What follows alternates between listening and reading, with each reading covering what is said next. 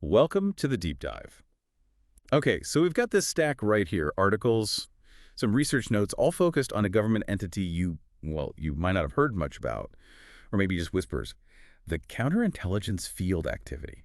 CIFA.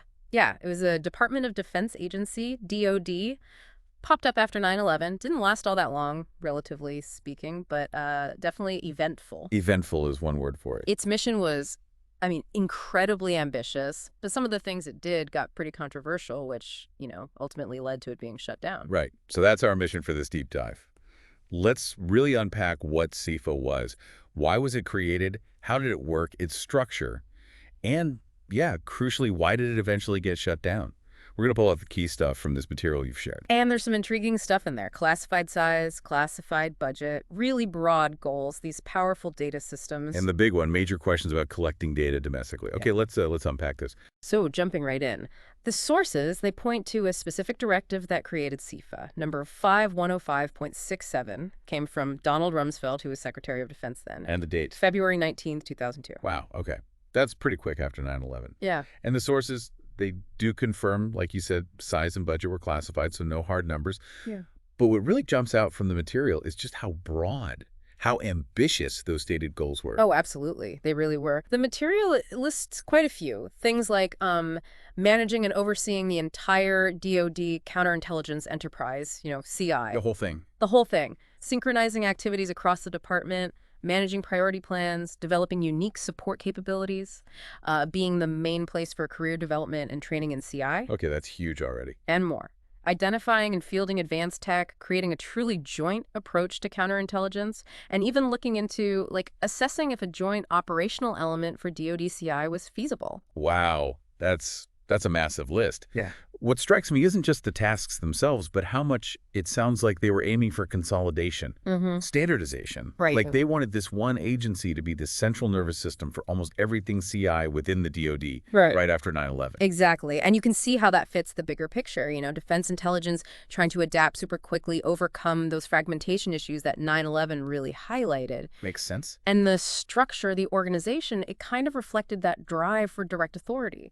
The sources say the director of CIFA, they reported straight to the Undersecretary of Defense for Intelligence. Direct line to the top intelligence official. Okay. And under that director. You had some key offices reporting directly, Chief of Staff, the lawyers, Office of General Counsel, and an Office of the Inspector General, sort of the internal watchdog. Then it broke down into 4 main directorates. Each had its piece of the puzzle. Right. Let's see. Program management. That sounds like money and resources. Exactly. Budgeting, accountability, then information technology, IT focusing on all the specialized tech counterintelligence needed. Got it. Then operational support that was planning and managing the actual CI activities, the missions. And finally, training and development, handling all the training programs, certifications for CI people across DoD. So it covered everything from funding to tech to ops to people. Structured to cover all the bases. Pretty much, from getting the money, building the tech, running the missions, training the people. And all those parts, I imagine, especially Ops and IT, relied heavily on the information systems CIFA built and ran. And one of the big ones, the one that really became central to the controversy later, was the Joint Protection Enterprise Network, JPE. Ah, JPN, yes. The sources describe it as an intelligence and law enforcement system designed for, and this is key, near real-time sharing of raw, non-validated information. Raw and non-validated. That phrase jumps out. Say more about that. Well, it points to how the system was built, right? Speed was prioritized over, say, initial verification. Getting the info out there fast was the goal among DoD organizations and installations. And where did JPN get its information? Various places, traditional intelligence reports, law enforcement info, other CI activities, security reports. But a really crucial and, later problematic source was this thing called the Threat and Local Observation Notice System. Talon reports. Talon. Okay, I've seen that mentioned prominently. Yes, the Talon system. And the sources really emphasize this also involved unfiltered information being pumped into JPIN. And there were specific criteria, 7 of them, that personnel were told to use when deciding to create a Talon report. Let's look at that list. Because reading it, it feels, specific in some ways, but also incredibly broad in others. That's a good way to put it. Okay, the criteria were non-specific threats, surveillance, elicitation that's trying to get info indirectly, right? Right, like probing questions. Tests of security, repetitive activities, bomb threats. And the last one, suspicious activities and diary incidents. That last one, suspicious activities. Wow, that feels like it could cover almost anything. It certainly casts a very wide net, doesn't it? The idea, presumably, was to catch any possible early warning sign, anything that felt off. But suspicious is so subjective. Exactly. And this unfiltered info going into JPN, it could spread really widely. The sources mentioned that Army regulations, for instance, allowed JPN data to be shared with other DoD law enforcement, military police, Army CID. CID, Criminal Investigation Command. Right. And even beyond DoD, local, state, federal, and even international law enforcement agencies. So a report filed under a broad tag like suspicious activity, based on to be very little, could quickly end up in front of a lot of eyes. And this leads us straight into that really critical context the sources bring up, domestic data collection, because the material is very clear that the U.S. military collecting data domestically on U.S. persons is and has always been strictly regulated by law. Absolutely fundamental point.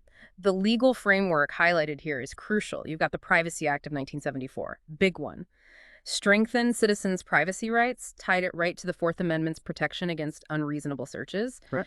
And the sources even bring up Griswold v. Connecticut, the Supreme Court case from '65, talking about a right to privacy from government intrusion found in the penumbras, the implied rights radiating from the Constitution. Penumbras. That's such a great legal term, those implied zones of privacy. It really is. And it wasn't just these big laws. The DoD itself had specific internal guidelines since 1982, actually, about collecting domestic intelligence. So understanding this legal backdrop is vital because it shows there were clear boundaries developed over decades for military intelligence operating inside the U.S. Different rules than overseas intelligence gathering, perhaps. Which perfectly sets the stage for the main controversy the sources detail. The core issue became that CIFA, using systems like JPEN and getting data from Talon, ended up collecting and holding on to data about peace groups, other activists, people involved in constitutionally protected activities. Yeah, and that immediately set off alarm bells. Civil rights groups like the ACLU, the American Civil Liberties Union, they were deeply concerned. But interestingly, concerns also came from within the intelligence community itself. Some officials saw uncomfortable parallels to, earlier times when the military had improperly tracked peace movements. With history repeating itself, potentially. Mm. So how did this all come out? How did it become public? Well, the ACLU was key. They started filing Freedom of Information Act requests, FOIA requests, pushing for government documents about these activities. Right, FOIA. And then separately, NBC News did a report that really brought it to wider attention.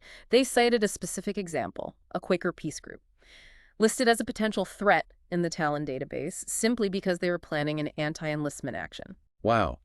A Quaker group, known for pacifism, listed as a threat just for planning a protest. That specific example really drives home how those broad Talon criteria and the unfiltered data could sweep up protected speech. It definitely got people's attention. And following that public exposure, the outcry, the Undersecretary of Defense for Intelligence at the time, Stephen Cambone, he ordered a review of CIFA's activities. Okay, an internal review. Yes. And he publicly stated back then that it looked like there had been several violations of DoD rules about domestic intelligence collection. So an admission that things weren't right, and the ACLU kept pushing with FOIA. They did, and they were successful in federal court. The court ordered the release of more documents. And what did those documents show? They were pretty significant. They confirmed information on at least 126 peace groups had been collected and held by CIFA, and in some cases, held way past the dates they were supposed to be removed, according to the DoD's own rules. 126 groups. That's not a small number. No, it really underscores the scale of the problem, the improper data retention that the documents revealed. The DoD later put out a statement saying, yes, they'd found and removed all that improperly kept data on those groups.